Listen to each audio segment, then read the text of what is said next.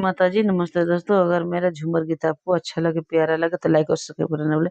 कह रे मन तोड़ी गोइनी करवन के बगियाए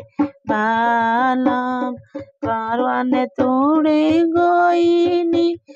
करवन के बगिया ए बालम, काट गईले आचारा के करवाए बालम, पाट गईले आचारा के कोरवा ए बालम।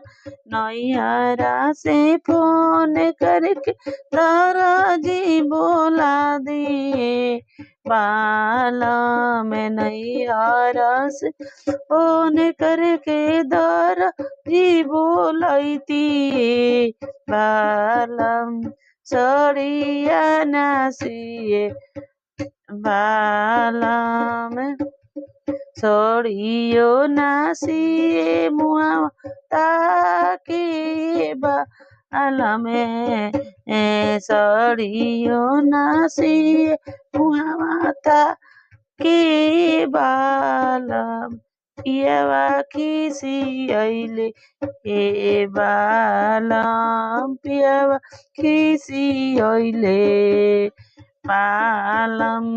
हमारा से पूछता दिलवा के बतिया हे बालम,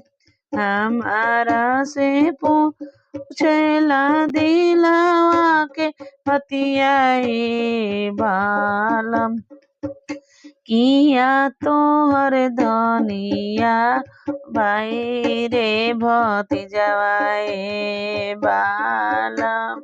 किया तोहर धनिया भाई रे भतीजवा ए बालम, किया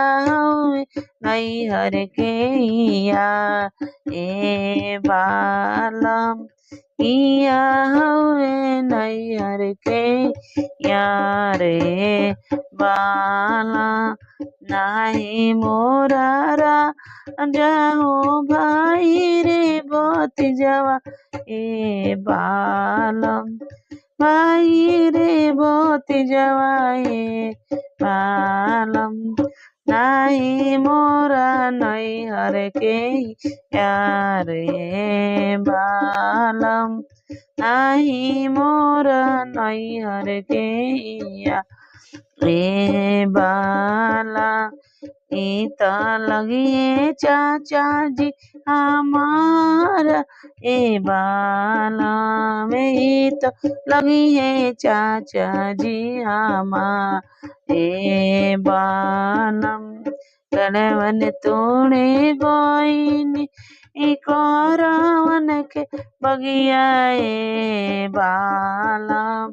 करवन के बगिया ए बालम, काट गईले आचारा के